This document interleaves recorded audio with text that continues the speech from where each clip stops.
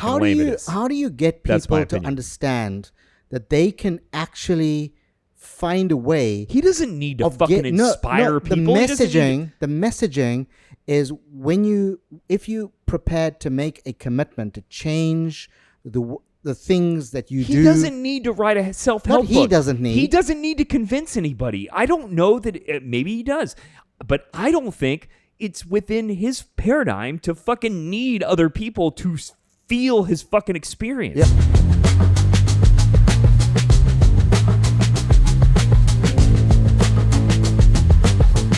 What do you guys think about pepperoni nipples? I think I like my nipples small. I love pepperoni nipples. Yeah.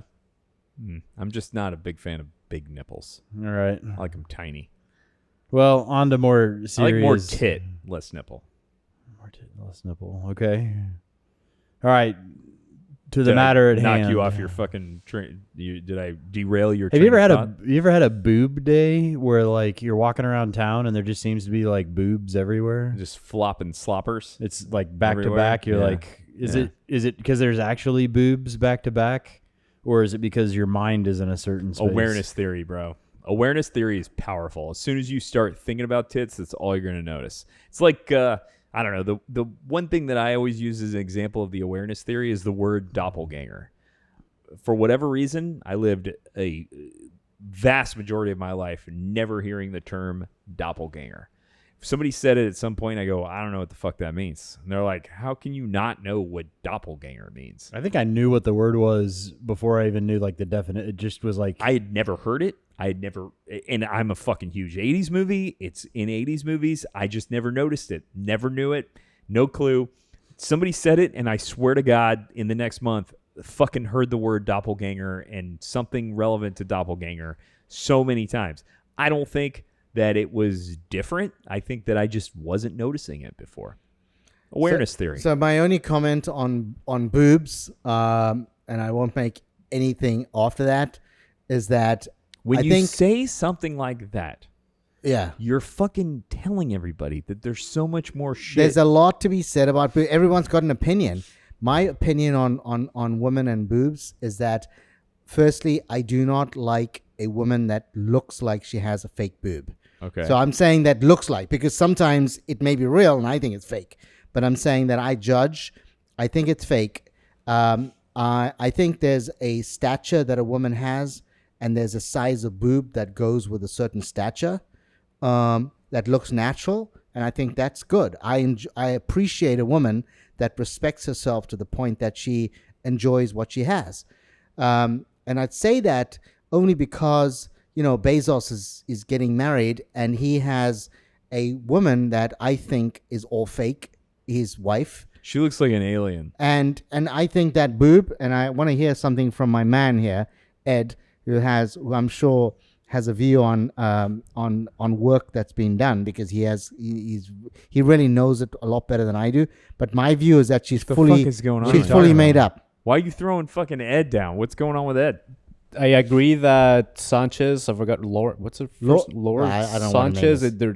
She looks like an alien. She looks Everything like a fucking is fake. alien. It looks really weird. That look is unattractive. Girls with lip fillers off the wahoo, very unattractive. Dude, I think his ex McKinsey's fucking not bad. She's hot. Yeah. No, she's hot. Yeah, I agree.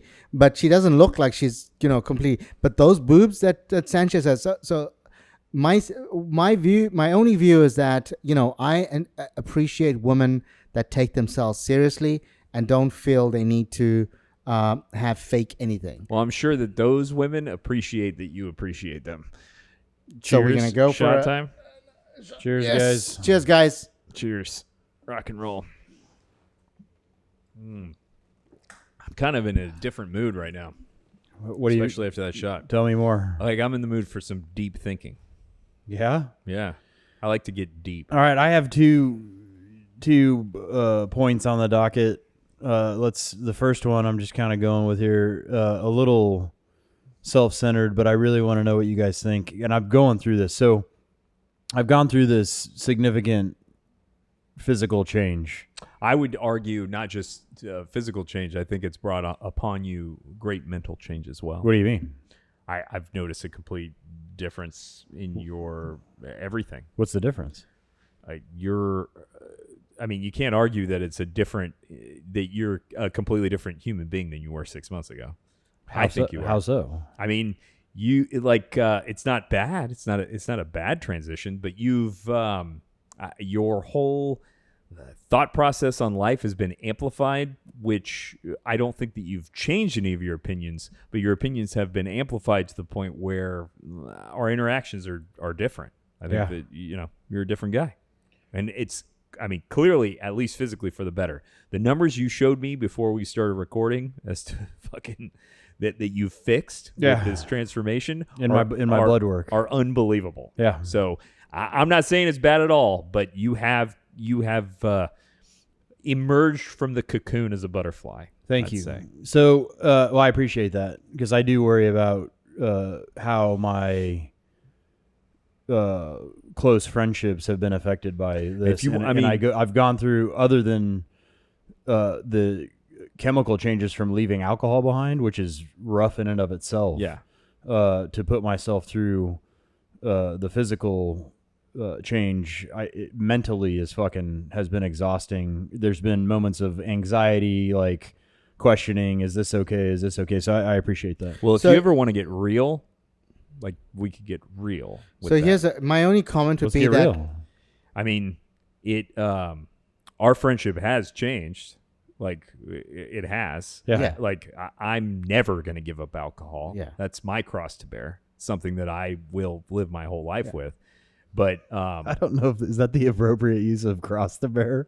I enjoy using metaphors from religion in very petty cross ways. to bear isn't it like supposed to like a good thing? Like no, cross to bear is a bad thing. Really, dude? He bared the cross to die for sins. Like to say cross to bear as a euphemism is to say I have something that is bringing me down. No, the cross to bear is to die for all humankind. And in a good way. I like to use. You're saying that alcohol is I like to use equivalent. religious metaphors in petty ways. I think it's entertaining. But what I'm saying is that we had a very distinct dynamic between the two of us, which I really enjoyed. I call you one of my best friends. It's changed. I'm not judging it whether it's better or worse, but it is completely different. Yeah. So, getting real, it has affected the way that we interact. But net gain, I wouldn't say that it's bad. Okay. I would say that, so Trevor is my neighbor. Professionally, he doesn't live out in the middle of fucking nowhere, so he's not your actual. Professionally, my neighbor. So I would see him, I would say probably when he was a social animal. I would see him probably 5 days a week, and we would go out and never know what's going to happen in that evening of social interaction. And my social, so I'm a social person so I do what I need to do in my day, and I enjoy my after hours kind of social interaction for a few hours. I mean, I'm not the one that's going to be out there all right, come on, midnight, and I find that I don't have that social interaction at all now with Trevor. It's down. It's almost down. It's been down to zero for the last 6 months. And well, not zero. We spend a fucking hour every week. No, on a podcast. Other than the podcast. Yeah, but think about this. How often do you have an hour-long conversation with somebody once a week? Yeah. It's fucking rare. So here's the thing: is that the challenge though is that things to talk about is generated through normal interaction in the week, and my challenge, and I'd say that as an individual, huge discipline and full marks to doing what you do, because I understand the challenge. I think it has from those of us like myself on the receiving end. So on your side, 100%, you've transformed like a butterfly into what you're doing now. Fantastic. From those of us on the receiving end, is that, we don't see you any longer socially. When we go out for drinks, when we go to restaurants, you're not on the list that we would call or could call. And it's impacted the way we interact with you. right? Sure. And that's, there's no negativity around it. I'm not suggesting it from a negative point of view. I'm saying that it is a byproduct of what you've chosen, and as a result, we found other ways of interacting with each other. PR is trying to say that he stands ready to receive you. I picked up on that. Yeah, he wants to receive the new Trevor. I picked. No, yeah. I'm in the saying best that way as possible. at the core, right? Normally, when Trevor and I want to discuss an issue, we would do it over a drink at 4 or 5 o'clock. Now, if I want to discuss an issue with him, I'm going to do it over coffee at 9 in the morning. So it's like, well, that's total, and it's only on a certain day of the week. It's not even like any day of the week. It's like, those are just some of the challenges of the decisions he's taken. And I must say that he is a lot stronger a person than I could ever be. I couldn't do that because I socialize. I gotta for me, tell you something. You have this method of talking where you make these qualifications that betray the point that you're trying to make. Allow me to Elaborate. Explain. When you say overarchingly, while you're explaining the difference that he's made, and you say something like, I'm not saying that it's bad. I'm not saying, like, you are overcompensating to the point where you're actually flagging him to think that in your mind It's bad. it's questionable. No, I'm saying from my point of view, I understand from that. my point of view, it's bad, right? From his point of view, it's good, and like you have to, you got to work it out. I mean, in reality, when I go on a Thursday for a drink to Hillstone, Yes. right? Normally, he would have been the guy that I would have driven there with, right? Yeah. That's what have normally happened. That doesn't happen anymore. Did you ask when you went to Hillstone? Did you ask about the code that was going on that night? You know what I'm talking about? Yeah, there's no code. There's no. I've Oh no, never the seen prostitution code. That. Yeah, no, I've not seen that. I've Wow. not See, when you act that defensive, when I say something like that, it really makes everybody think you No, do it is, know it is what's pretty the code. normal. Well, it changes. That's why I was asking. Yeah. One particular time I was there, I got stood up. I was supposed to go on a date with a girl, and she just didn't fucking show up. And I was sitting at the bar by myself, and the bartender, I'm ordering fucking drinks, and I'm as soon as I got word she was standing me up, I just fucking partied anyway. Yeah. And the guy was like, just so you know, the girls with pink martinis glasses, or like martini glasses, pink liquid with an onion inside, they're all high-end escorts. So Yeah. any of I them that must you say, want. the next time I'm there, Wait, the bartender's in on it? Oh, yeah. I mean, this was my experience. Oh, And he my. told, and I go, you got to tell me what's going on. I go, first of all, whatever high-end shit you're talking about, if I wanted to do it or not, it's probably out of my price range at the time. But then he proceeded to tell me they change the code constantly. So what you do is you look around, and if it's something conspicuous, they have, it is code. I've also heard that 60 Vines is also in the rotation Get of the that. fuck out. This is insane. Yeah, Really? 60 Vines is also in the rotation of high end. I see Ed shaking his head. He knows. So if you are in the market or the Jeez, I'm necessity crow. for high end escorts, you can find the code at these higher end places here in Winter Park. But when I was there that one particular time and got stood up, it was martini glasses with pink liquids and an onion through a skewer in the drink. That sounds horrible. the only thing that I'm prepared to do Yeah, it sounds not good. consistent But with that's Trev- why nobody would accidentally Yeah. order it. So you're not going to accidentally walk up to some woman and ask her, how much when she's not a prostitute. I think the four ladies that were to the right of Paul Twyford and I had pink martinis. I think it looked. Well, I mean, that was the code that And day. I This was many years I don't want to ago. misjudge them. They didn't. They, I mean, they this looked was like 10 they were fucking there. years ago. So Yeah. they probably have changed. I don't even know if Hillstone's still a place. So here's my Ava commitment. is another spot. Ava? Ava. Yeah, that's all I'm gonna say. Ava would make sense. Ava, I enjoy Ava because it's overpriced. I like that it's overpriced because that means I can get in there when I want to. Yeah, they make a great gin and tonic. I want to They say do. that the only commitment that I want to make here, which is, so I don't like. I want to be a social person. I get my social lubricant from alcohol and food. But what I'm wanting to experiment, because I don't have Trevor's discipline. I mean, Trevor takes everything to the extreme end. Is I want to do one of those retreats where, and I think there are retreats around you just Orlando. talked about this, bro. And I can do a 7-day silent retreat. I think I'm going to try that. And We I'll let you just know. talked about that in the last podcast. Yeah, We did. Yeah. I want to do that. I know I didn't make a commitment that I'm going to do it. But now you're making the commitment right I'm now. making the commitment Throw down now. the gauntlet. I'm going to do it. And if I come back and I can tell you the difference in taste between a dark green and a light green zucchini. All right. Wait.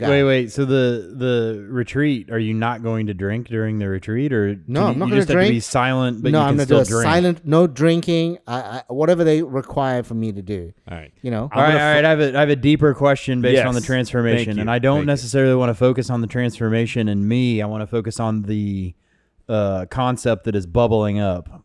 So, although that does have to do with this whole deal. So when I started and looked at the intuitive muse and said, "I am going to do this," it was a sit down meeting. I was being of the utmost sincerity. It's a good partner. And said, if I stumble, will you help me? Will you keep me in check? And it was a straight up commitment.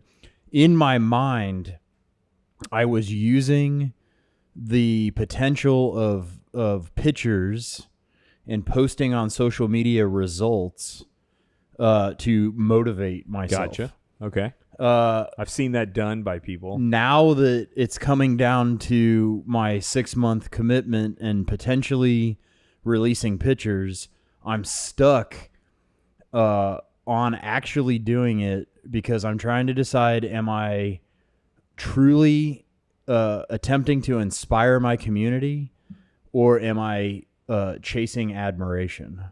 So am I looking for like a dopamine rush from clicks on the transformation, or am I actually truly saying, here's this information, here's what I did, I support everybody else that wants to? Do you see where I'm going with this, and kind of how I want to tear it apart? I do, and I. So let me say first, you guys don't post shit on social media. You post trivia. trivia invites. It's pictures of other people that say location, day, time, and then your freebie answers. You have just recently started posting A lot of yourself. videos to promote, market your business, but none of it is as personal as me posting a half-naked picture of myself to show the transformation. And I'm going into this fucking weird mind space on like I've kind of always said, like, fuck social media, it's a joke. But this entire 6 months has been thinking, Yeah. I'm gonna do this so I can show what can be done. What do you think about this? Well, I'll go ahead and let PR tell a 15-minute story while I think about my response. So here's my sense on it, right? You can either do it sincerely, wanting to give people the journey and the commitment and the discipline that's required in order to do the transformation and the benefits in a way that is not almost positioning yourself in a way that is giving off an insincere admiration. condescending. Yes, it's because there are I'm a lot better of. than you. So here's the thing with social media, right? Which is why people are Tell us the self-harming, thing about social are media. self-harming and doing all the stuff they do, right? Is because people fake social media. That's a big part of why I don't do any social media. Jesus Christ. Is because people You don't do any social media.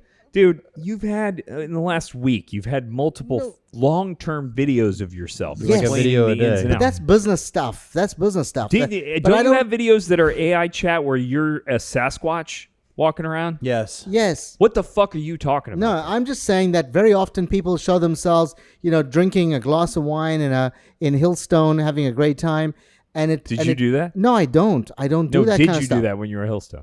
No, I don't do that. I don't do any social media. This is done. What? No, wait, hang on. That's not true. You saying you don't do social media is not true. No, I don't. You've had multiple videos of yourself talking a lot over the last couple of weeks. Yes, because that is somebody that I've paid to assist me with my social I media. have somebody I've it's paid. professional. That's business, though. It's business. It's not me as my what I'm doing in my personal life. What I'm saying is that social media, in the main, is designed to project somebody in having a certain lifestyle, and in a lot of the times, the people that are receiving that information are receiving and thinking, "Oh my gosh, Nick is in the south of France. He's doing this. He's in this great restaurant. What a great life Nick Sadul has." But right? hang on. So first of all, it's not purely business. You could do social media posts that don't feature you talking about what the fuck you're doing. That is a hybrid at best. At worst, it's a straight up social media look at me post. No. A. So anyway, but can I just go to B, what he's describing is more along the lines of, in my opinion, I get it. You're trying to get the personal responsibility and the accountability for doing it. No, I would say that the way he's if you do it in the way that is, this is a journey that you go on. It's a huge commitment that you want to go on, and if you take that discipline and the commitment and want to transform, right, which is really hard, you can have those kind of results. And there are really good videos that all of us have watched, and we feel inspired. So the end result of your video, if it is to inspire people, never fucking been to make them feel by good anything about on themselves, fucking social media. Fantastic. Go ahead and do it. If it's about, hey, look at me, I went from 220 pounds down to 170. I went from age 47 down to age 32. This is a fucking. Then it's like, oh my God. This is him. It's going to have the This is him inverse creating result. a fucking rationalization for his fucking shit. This is bullshit. If I got to tell you something, I don't like it. I think it's fucking lame. I don't like it. I don't like it. I think it's fucking lame. Well, I like that it has caused a discussion, like that you guys are riled up a bit. I mean, we can about. always discuss anything. So You don't like, I don't understand. If you have an intention to show yourself in a sincere way as to how you looked on January 1 and how you look at the end of June in a way that says, and this is my journey in a sincere way, that is real, and it would inspire people based on your messaging. And I would totally expect that answer from you, who fucking just last podcast found a way to link the amount of masturbation and the intensity of orgasm to a self-help book. You fucking dig that shit. The positivity of other people's opinions of you fucking get you going. I think it's fucking lame. I think that it would provide you with a certain level of accountability. It'll give you the fucking the dopamine push you need to keep going. I think it's outweighed by how fucking lame it is. How do you get That's my people to opinion. understand that they can actually find a way? He doesn't need to fucking inspire people. The messaging is if you prepared to make a commitment to change the things that you do. He doesn't need to write a self-help book. He doesn't need. He doesn't need to convince anybody. I don't know that maybe he does, but I don't think it's within his paradigm to fucking need other people to feel his fucking experience. Yeah. Well, so when this stems from our conversation at Fiddler's when I announced that I was doing semen retention, and it at some point That's the first time you use that term. I like it. at some point why It just has a nice ring to it. Semen retention. yeah so It boils something that was before you just titled it. It boiled something that was a very idealistic vision of yourself in abstinence down to a clinical term of semen retention, and I like it. Okay. So at some point during that conversation, I brought up that I was doing these things to shift our community, that I had observed some pretty serious health issues. I went on a Ozempic rant and said I strongly disagree with Ozempic, and the point in this entertaining this idea is to inspire. how much I don't want to write a self-help book. I do want to write a book at some point. I don't know what that looks like. Your point to this I is want to inspire really because of my feelings on our community.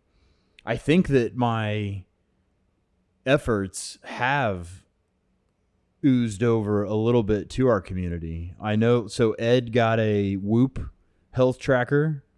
PR switched from pilled apple cider vinegar to real liquid apple cider vinegar, and lost more than 20 pounds. Some of you're running. I don't know if that's a direct influence, but we are. I was fat and disgusting as a and group. I fucking lost As weight. a group now, there is this dare I say synergy. My wife can't believe that when I go out. God, I can't disagree. My with wife the two can't you believe that when fuckers I go more. out to see Trevor now, it's on a Sunday fucking walk.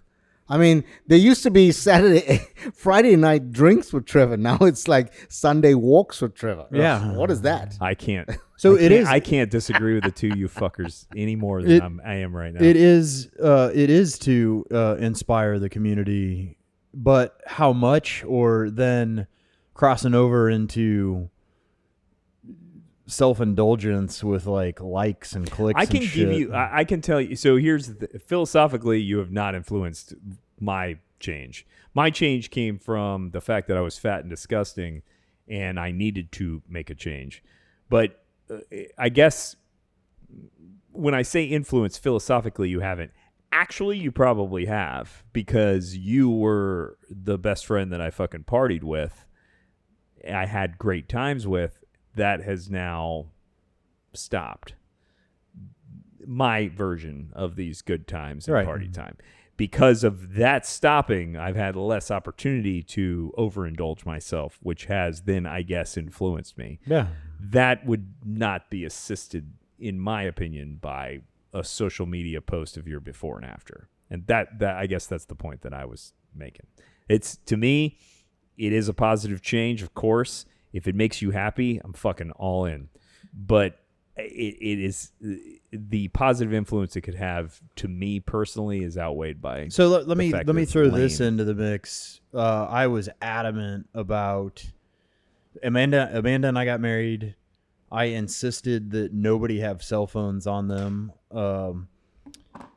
and that no pictures or video was taken. In that aspect. The idea was I didn't want to cheapen the experience with everybody having access to their shitty cell phone pictures. Yeah. We hired a photographer. Cool. Amanda weeded out the pictures that we want so that in some way, shape, and form, the control of the experience isn't hoarded out on social media by family members. Yes. They just don't go post something that we don't like, and then that forever memory is something that we don't want to remember, and we're going to release our photos to the ones that we chose to our family. I don't want that shit out there. So then thinking about, all right, I don't want that on social media. Am I contradicting myself by even thinking about putting an image of my body transformation and whoring that out? I think yes. Now, PR is going to convince you that it's totally right to make basically a picture flip book of your transformation because it will send positivity vibes to all that see it. I can't disagree more. I think that what you've gone through is commendable. I think that you're making a fucking life choice that I totally support. But it is outweighed by the fact that when I view it, it's lame. People's fucking transformations that they put on social media, to me, is fucking lame. It's not something that I enjoy. It's not something I derive pleasure or influence or fucking inspiration from. It's PR clearly has said he gets a lot of inspiration from these fucking stories. I do not. It reminds me of a story. Guy I used to live with, Lyle. He's a fucking hardcore lawyer. I'd come home at lunchtime and he'd be watching The Voice and fucking crying. Literally crying. He gets inspiration from that shit. I think it's fucking lame. So just my opinion, I think your fucking transformation is cheapened by posting it on social media. I think that the personal journey you've gone on is fucking hardcore. It's a decision you made that has bettered you. by putting it out there and doing it implies an ulterior motive that I think is lame. I think that That's where I'm leaning. yeah, I think you can either do it with good intent, or you can do it as a narcissist. You think your fucking intention matters to the fucking way that everybody views it? Yeah. Really? Because Trevor is providing an experience just coming into his barbershop, right? It's his experience, right? And so as a result of that experience, he makes people feel a certain way. And we're all clients of his experience. Now he's chosen to remove himself from the world that we continue to live every day since 25 December last year, and he has results to show for it in a range of different ways. Now you can either choose to share it in a sincere way, so that you want people that enjoy the experience, the barbershop experience, to say, hey, this is what's transformative for me. These are my benefits, right? The idea that one can go from having a biological age of 47 to a biological age of 34 is possible. Now, I didn't know that there was this idea of a biological age until you and I talked about it. Right? So before you really go on a rant about this fucking shit, which I see where you're going, but you've changed the conversation, and if that is a different conversation, then I will have it. You're changing the conversation to where he is now trying to show his personal growth transformation to aid in his business development. No, not a business development thing. You just fucking literally said that it has to do with his brand. No. I'm saying that he provides an experience in his work environment in a sincere way. Now, he has a journey that just us sitting around this table have seen and experienced.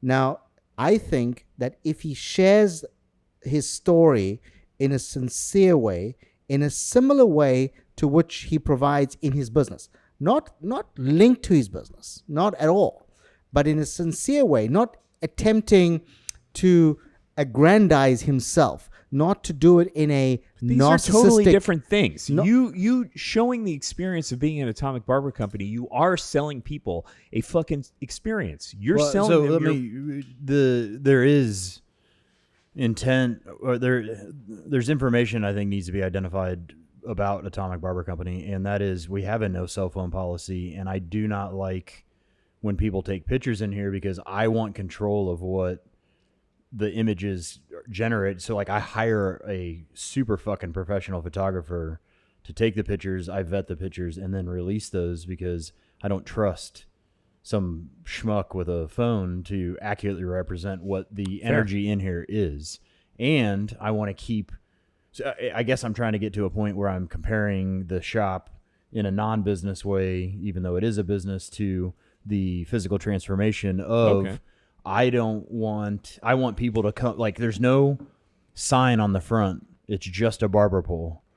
I want when the door opens to come into this magical place that is almost secretive and that you have to be here to understand. Yeah, like a speakeasy. So the same thing with a picture of my body. I'm leaning more towards not releasing any pictures because the point would be to bump into me, see and feel my energy, eye contact, and understand in an extremely personal way what transformation has happened instead of just some picture and a caption on social media. If I was your demographic, which I am, I view the eccentricity of your transformation being your own journey more attractive to your demographic than sharing it on social media. So that's my opinion. It's kind of like the original Willy Wonka and the Chocolate Factory deal. When they go into the candy room, the entire place was locked up and secretive. Nobody knew what it looked like. And then you went into this amazing room. And in the movie, there's a big reveal and there's music and you see, all the entire room is edible. And that was magic. That's That's what I want to do. That's what I've done with the barbershop. And here's where I'm stuck, though, is for the last 6 months, in my mind, it was you gotta get in such good shape that picture is going to be so fucking amazing. The picture is what drove me for the 6 months, is that I'm going to reveal this thing. Fair enough. And now that it's coming down to go time, I'm like, I don't want to do it. But I think it's more than the picture, because I would say that the picture is the easy part. I think the picture could be seen as being narcissistic in a way, to say, look at how I've got a 6-pack, right? But I think it's the journey. It's all the stuff that you've had to do. The fact that you have felt so hungry at certain times. The fact that you've chosen to go to bed. The fact that every time there's a big event and you've said, I'm not going to go to that event with your friends. You could be a fucking life coach. You know, you could be a fucking life coach on a fucking reality. But it's not a life coach. It's that is you know, so lame. Yeah, I don't even know what a life coach is, because I've never done a life coach, right? Sure. Okay. But in reality, it's the way I've chosen. I have. You want to know what a life coach is? The book that you quoted in our last fucking podcast. Go ahead and look at her fucking biography, and I guarantee you the words life coach are fucking on it. What book is that? Holy cow! Holy cow! I can assure you, that fucking bitch. It says life coach. So the producer will go in and what are find the other book. books that you always quote? Black Swan, life coach. No. Yes, you are a fucking life I'm trying coach. to think of the author of the Black Swan. Don't look that one up, 'cause he's a mathematician. He's not going to have a fucking life coach. He's not a Holy life cow! coach. I fucking pray, love, life, live, love, pray. No. What? Eat, pray, love. Eat, pray, love. Fucking life I have coach. never quoted Eat, Pray, Love. But you would. I You have read it, never. didn't you? No, I haven't. You No, I haven't. fucking liar! Look I at him. haven't. I've watched the movie though. Yeah, there he is. No, I just think if you've got a good story to tell, and if it comes from a good place, I think you must tell your story. I disagree. I think. Well, hold on. Outcome. Sarah McDonald, the author of Holy the Cow. book Holy Cow, is recognized as a certified neural leadership coach. That is life coach, my friend. Fucking, that's what I'm talking about. Look at that shit. I can fucking read it from a mile away, PR, and you quoted that motherfucker. Don't try and pretend you don't know what a life coach is. Working with leaders, teams, and organizations to unlock potential, You want to build be like confidence, that, and Trevor? lead with purpose. You want to be like this fucking bullshit? No, but I want to inspire in my own unique way, which is very trailblazing. You're walking into this fucking barbershop inspires. Yeah. I was inspired the first time I walked in here. I was inspired the first time I met you, the fucking way you are, and who your dedication, your fucking, whether I agree with it or not, which honestly, most of the time, our philosophies don't agree with each other. And I fucking love being your friend and fucking talking to you about Thank you. You've inspired me a million times. And it's not by showing before and after pictures. It's not by pandering to people who write fucking holy cow. It's not. It's you being you. You're the end is what inspires people. But it's not what about you look the like before right and now after when somebody pictures. walks in here and then you discuss your journey. That's what inspires Yeah, me. but it's not about the before and after. You see, if you're seeing the journey as being a before and after picture, then I say that has a tendency of showing himself, which I don't see him as being, a narcissist. How pissed are you that I was right about her being a life coach? No, honestly? what I'm saying is that I read a lot and I don't see her. Her story was not about a life coach. It was about the transformation that she enjoyed. She followed her husband. Do you think that you wasted your time reading a book Not by at a all. life coach? Not at all. No, because it's a true story. Do you think it's a true story? It is Do a you true think story. that her input there? Do you think that her input there is true? Do you think that it's all accurate information, or do you think that as a life coach, she was writing shit to try and get more business as a life coach? Okay, so let me say for the fourth or fifth time. It says the book explores various religious and spiritual landscape in India, following her partners. Her husband was a Is journalist. fucking pile of garbage. Yeah. So here's the what thing: that is that is. right? Is that I read the story and took out like any avid reader would do, and I hope you are one as well. Almost like you were a coach. Yeah. No, as an About avid life. reader does, is you take out what you would like to from a book, right? And I chose to take out the certain facts of it. She went to India, disliked her initial experience, when her husband, who was a journalist, who was out on site going away for several weeks, she decided she needed to... Listen, you don't have to defend yourself by No, talking about the premise defending of it. fucking Holy Cow. No. I don't think our listeners want to know about the No, premise of Holy Cow. I'm just saying that... Use it to relate to Yes, Trevor's I'm situation. saying that there was a transformation that she took, which was how she went into the silent retreat and started to enjoy India for what it was. Same country, same hygiene levels, all of that, but she had a heightened scent. That's what we were talking about then.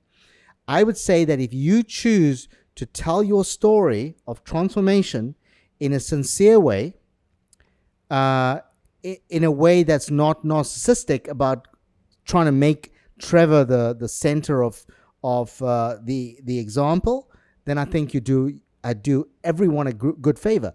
So I have learned over the last several months. Sorry, I have to keep interrupting. You just stop. Like, make your fucking point, then allow me to rebut. Yeah. And what I'd say. So let me finish then. So the reality is that over the last 6 months, and we're into 6 months now, right? There's a number of exercises, whether it's been taking certain supplements, certain meals, doing certain things, apple cider vinegar, all of those things. They're little tricks that you can do to have a healthier lifestyle. So I haven't changed the alcohol, and I haven't changed my meals in the way Trevor has, but I've adopted just a few things. Is this still the fucking point? No. So the point, yes, the point is that there's a story to be told in a way that is sincere. And what I'm saying is that is insincere. And what you've fucking Holy soaked cow. in is fucking insincere. And what you're pitching to him is an insincere way to do it. No, It I'm is not pitching. overridden by is this really what you want to equate your fucking transformation to? This fucking book? So let me not say that Like, I that want is not sincere. Her fucking acts in doing that book are not sincere. They're to make money by writing the book. She is a life coach. She makes her living by creating a scenario that inspires people like you, PR, to change their life. That is not sincere. That is financial gain.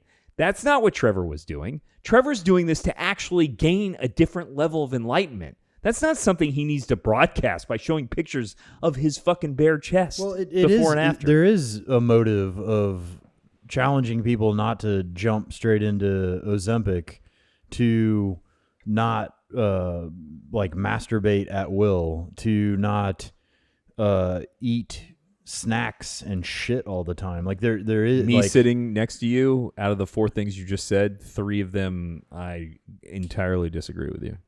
I want to masturbate at fucking free will. I think Ozempic's totally fine. I'm not saying that you should or should not agree or disagree with me. I'm saying I set out to do that. Fair. Whether you agree with it or not is besides the point. Like, and I think that's a separate discussion. But the idea is that you do something because you want to make a shift in this world. And I know that you're along the same lines. I know how many people you take care of and that you enjoy that. Like I've been on the receiving end of that. I lived at your house, and you were extremely kind, and we had a conversation about you said, as long as insurance is paying for you to stay at my house, that's the only way I'm going to accept money from you. Well, and that is insane. And you influenced me because of a great opportunity to be able to live under shitty circumstances. These are kind words, but not necessary. I didn't do it to fucking broadcast it on. Like I would never. I do it because I am trying in this fucking miserable existence to find some sort of fucking meaning, something that matters. Yeah, that's exactly what I'm doing. That's exactly what I'm doing, is saying all of these things on the table, especially new things like Ozempic, I do not agree with. I think they hurt people. I think it tears down your body, and I want to show people that you can. I've lost more weight and retained and probably built muscle than all the people that go straight on Ozempic Totally and agree. it chews up their muscles. Totally So agree. what I really do want to influence people to say, I'm not going to be fucking lazy. I'm going to watch what I put in my mouth. It all starts in the kitchen. It barely has anything to do with actually working out. It has to do with calories. The disagreement I have on Ozempic, which we've discussed, but is that I have a much more negative view of all of humanity. I get it. The way that you've done it is commendable, and it's the fucking way. But it's not realistic for the fucking dredge of society. Most people will never have that level of discipline or fucking initiative. And we can't just be a bunch of fat fucking people. So if you have something, a drug that can make people skinnier, that takes the pressure off the healthcare system, fucking put it in the water.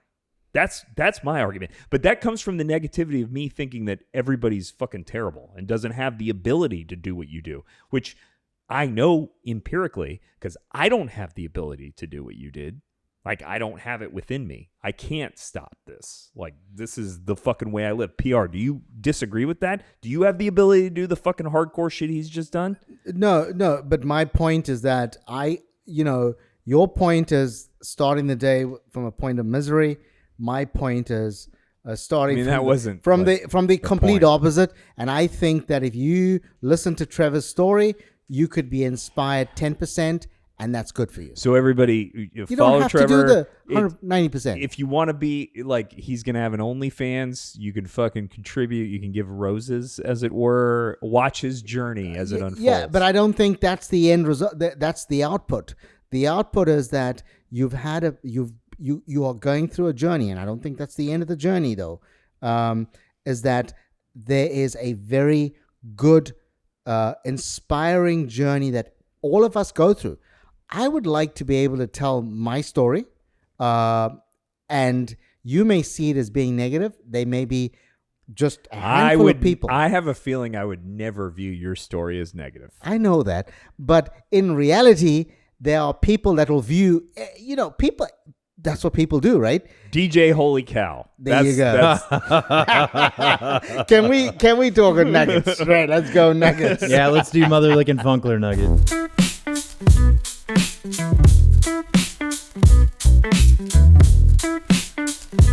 So what do you got, PR? Oh man! So here's the thing: is that the super producer and I, we went. Was it a rainy Tuesday? Yeah. It was a rainy Tuesday. We went to the Courtesy, and oh man, Love the courtesy. I have to say that. So I like the Courtesy, but what was so special is there was a pop-up. Little Giant. Little Giant. What's that? So we went to the museum, to the Orlando Museum, and there was the Shumais, rice noodles, and... Oh, yeah. yeah. And So they had a pop-up at Courtesy? She was at the Courtesy. Oh my goodness me! So the food was outstanding.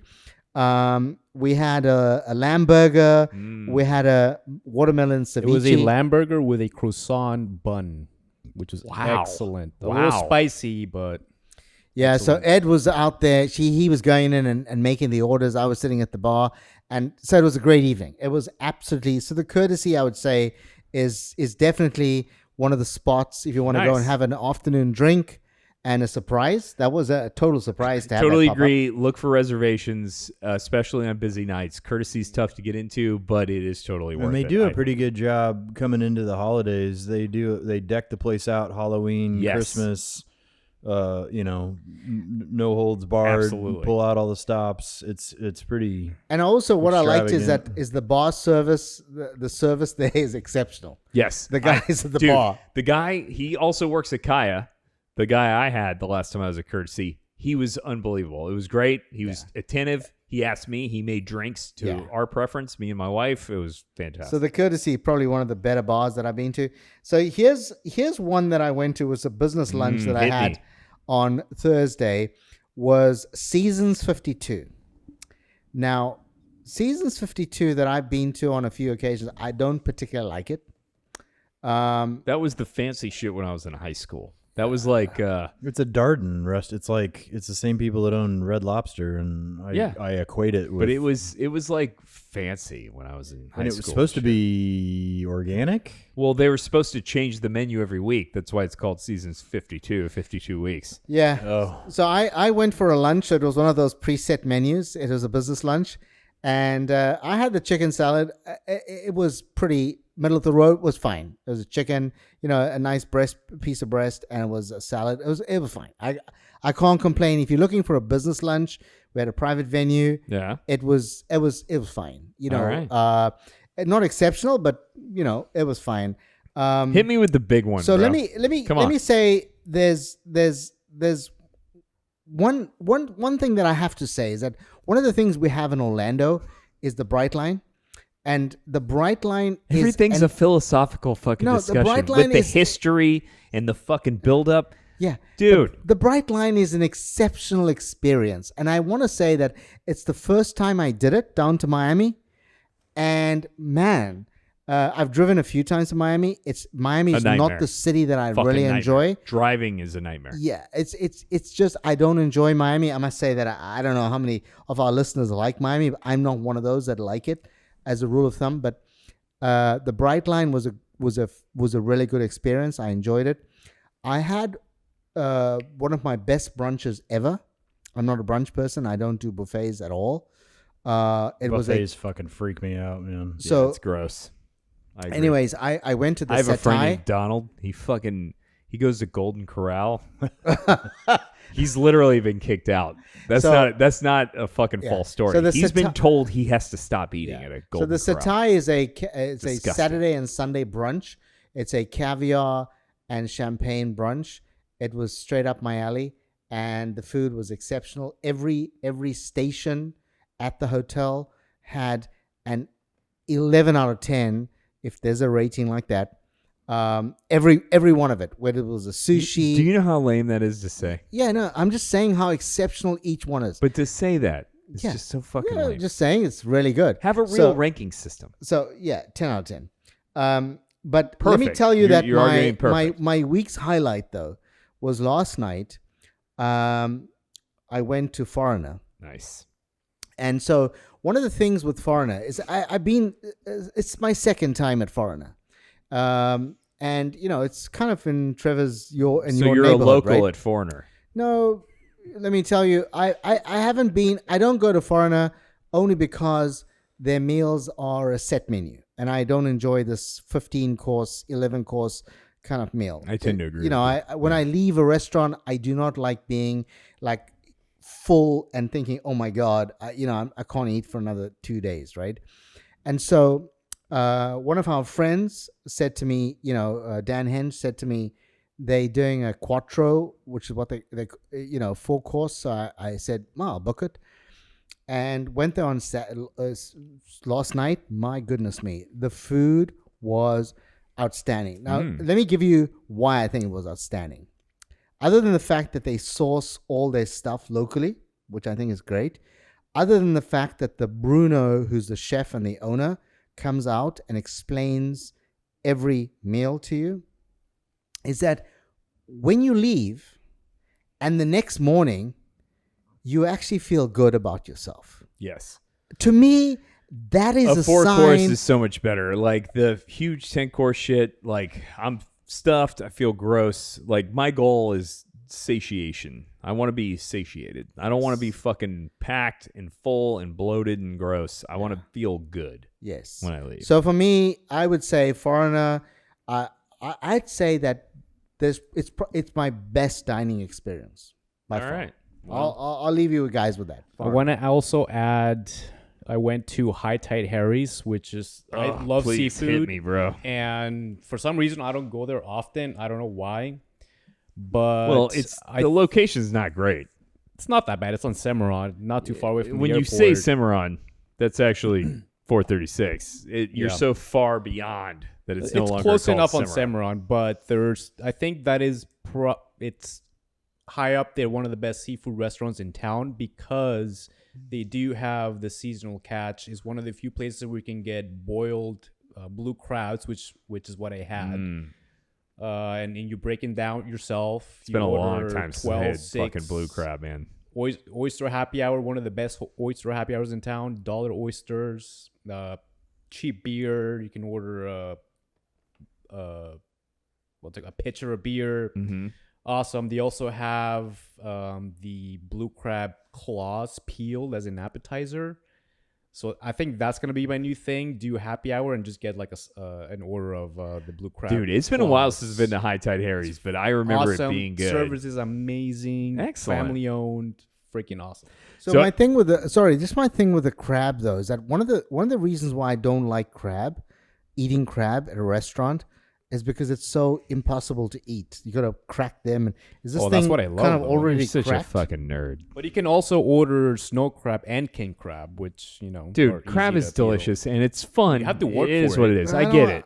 Yeah, I don't want to crack it. King And Cajun is awesome, must be but you have messy. to get your hands Dude, dirty. King which is Cajun's awesome. great. So, but you have to. King be willing to Cajun do the though work. is like the fast food of crab, but it's still delicious. I had a couple. You've been to Caro? C-A-R-O? Caro? So it's next to Foreigner. It's Corinne. It's small plates. Fantastic.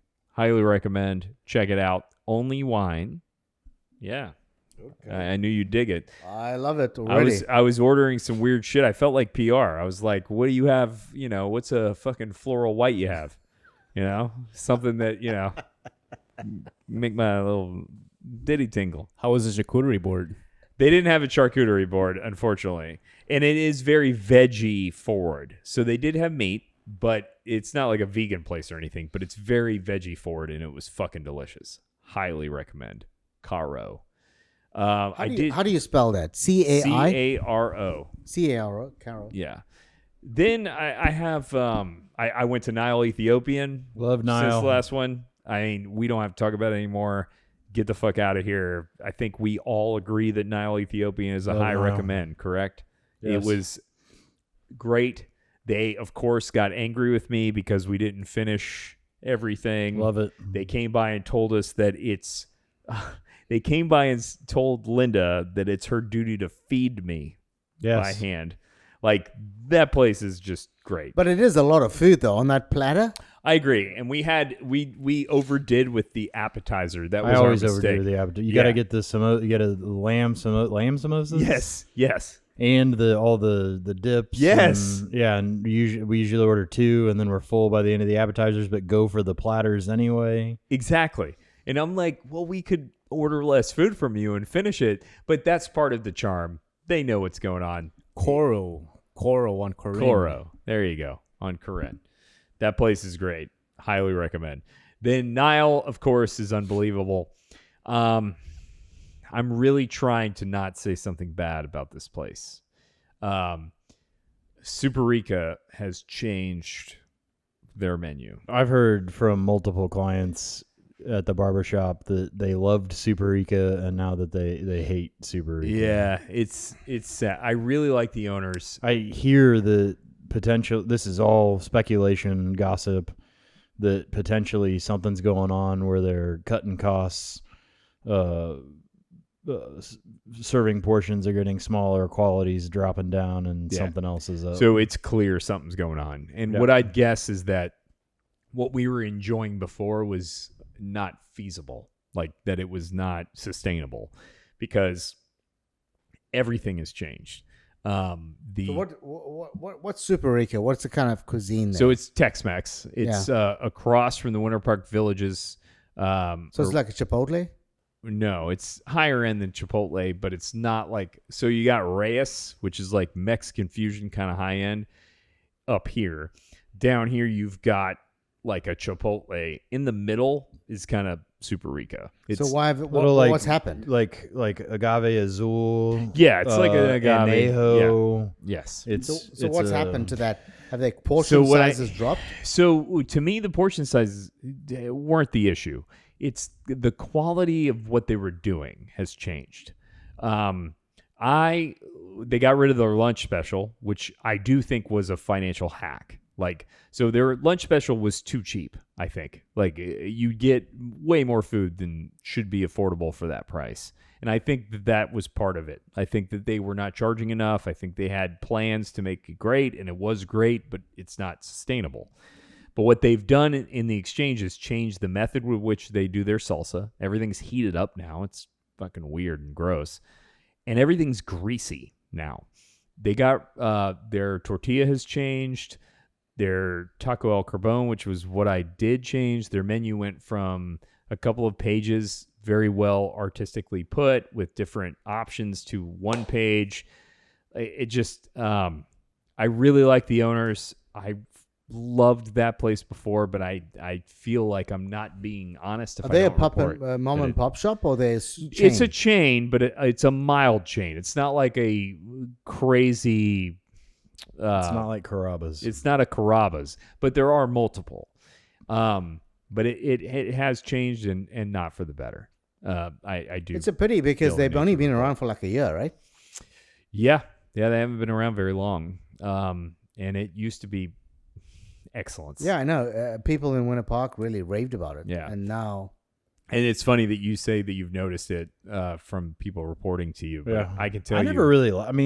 I never really liked it in the first place. I don't think it was bad. It just wasn't my style. Yeah, you really weren't like it now. I preferred, I like anejo a lot. Anejo's And, delicious. It's red cold salsa, regular chip. It's just typical. Yeah. Super Rica had a flair on it that was trying to do like a little bit elevated cuisine, but was never really impressed. I feel like it fell short. I never had a bad meal. I just don't like the spices and stuff that they used in like Fair. the salsa, and it was smoky. I like that shit, and I really loved it. Super Rica was one of my favorite spots, and it just is. So if you were no longer. if you were shorting that stock, would you say they're about to sell or close? I would say that they. I mean, that depends on a million factors when it comes to a restaurant, especially a chain. They may have larger central money where they're still trying to figure shit out, and maybe they'll survive for a while. What I would tell you is that I do think that they had a wake-up call financially, and that these changes are based on that, because there is no way that they made these changes creatively. They didn't sit down and go, we need to add grease to the tacos. They didn't sit down and go, these nachos that are fucking unbelievable, we need to change them to be more generic. I think that they did it financially. Yeah. So the only other report I have is Kabuki I went to. It was good. It's pretty solid. I think it's expensive, but I think it's pretty solid. Good sushi. I think it's overpriced. Sushi was delicious. It was a good experience. Nothing negative to report there. So that's the rest of my nuggets that I've got. I hit up a group called Thievery Corporation at Plaza Live. It's a old school group. I think everybody here has probably heard their songs in like a hotel lobby, in like a hip hotel lobby. Yeah. I asked somebody the other day what style of music it is. They said trip hop, but yeah, I don't know. Pretty cool. I've seen them a bunch before, but they're getting old. They've been around for quite some time. They don't have the energy they used to. Good show, but Plaza, first time being back in Plaza after their renovation, right? Did you notice anything different? Yeah,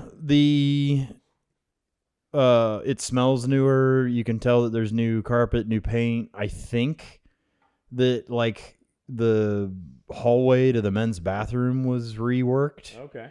I think they made the bar over on that right side a little bit bigger, and they kind of reworked. I think they made it bigger and nicer, but I've been to a show since the remodel, and I was like, nothing really much has changed. Theater was the same. Just it was just kind of a little facelift, I suppose. But it was all right. I like Plaza. I like the acoustics there. Probably one of my more favorite acoustic venues. Nice. You can stand anywhere in that room and it sounds good, as opposed to like House of Blues. House of Blues, I feel like you have to stand dead center back, because because it's a box, if you're off to either of the sidebars, the the audio just sounds fucked up. Anyway, I think Plaza sounds great. Excited to see if they're bringing new, different, more acts in with their revamp. I am going to see Local H there in October. The other thing I've been doing, I don't know if I want to officially label it yet, the Fit Funkler walk. Sundays at sun up, but that's turning out to be 6:30. Funklers are meeting at Lake Baldwin in Baldwin Park and doing the 2.5. Are you doing it every Sunday now? I've done it 3 Sundays in a row. Oh, you did 2 Sundays ago? Yeah. So I've only been to 1. And then you missed one, and then we did. I didn't even know it was going. Yeah, I've done it 3 Sundays. It's a great Sunday. Have you been to all 3? It's a great note. I've done 2 of them, and so here's the thing. I like Sunday, my time where I do my own thing. Normally go for a run and swim and what have you. But now that we're doing the Funkler thing, it's a great social. It's become so from wanting to be on my own and enjoy my own experience. Now I actually enjoy the social, which is like, what is that? But I enjoyed it this morning. Missed the second one. It's wild. Well, so the idea, other than me, I was in Chicago today, but I would be there every time. The idea, other than announcing it right now, is I'm hoping, just like the barbershop, for it to be a little bit more word of mouth, that it catches traction on its own. I like it. And that people start inviting, instead of us putting out flyers or reminding people, that it just becomes a thing. And if if I go out of town, that it still continues and people show up and do it. It doesn't necessarily have to be associated with Motherfunkler, but it seems like it is just by default. So it's 2.5 miles around. We meet at the flagpoles on New Broad Street, and then after, which is, I think we did the walk today in about 45 minutes. Then we go to Baldwin Perk. Is that the right? That's it. Which is Friends themed. A Friends themed coffee bar, but they actually have pretty decent coffee. Yeah, drip is better than I've had. Not the best. I missed my own coffee. Yeah, but it does the job. Here's the thing: is that there's a charcuterie board that the next time they have a breakfast charcuterie board. The breakfast charcuterie. With the waffles and the fucking. I think I'm going to do it. egg. I'm going to comp everyone that comes to it. I think we're going to do that. Yeah. And if Ed is going to be at any one of those, I'm paying for breakfast. Yeah. Have yet to see Ed there because Ed is doing Ed things on Ed Saturday nights. Just have a long Sunday ahead still. Yeah, I was gonna say I think his lifestyle may be changing soon, where he may be able to be there early. He's gonna be walking a stroller around. There you go. The lake. Little. Well, yeah. So I'm digging the Baldwin deal. It gets. I'm already up at 3 a.m. Might as well go walk at 6:30, and then the coffee with friends. There's been different conversations the last 3 Sundays. A lot of people looking to get healthier, which is part of my inspirational journey. You're the I man. enjoyed the morning. This morning's conversation was really interesting. Yeah, we were talking about afterlife. Oh yeah. Could have been a podcast. It would have been a real short conversation if you're really talking about afterlife, because it is just darkness. All right. We thank you for listening. As always, DJ, the Young and the Restless, the Prince of Misery, the Wizard of Ed. Thank you guys. Always enjoy spending time with you. You got chippy, but I got to tell you guys, I love you guys. I love you, Trevor. I love you too, man. You guys are the 3 best friends that anyone could have. I'll see you in the promised land. Hey, wait. So yeah, before you go to your signage, special thanks for everybody joining. If you haven't already, please hit like and subscribe. We love hearing from our fellow Funklers, so please leave comments, questions, and requests. Connect with us on social media. Just posted a picture of this morning's walk around Lake Baldwin. So if you see the picture, we're getting ready to start. Get your asses over there and don't do anything I wouldn't do.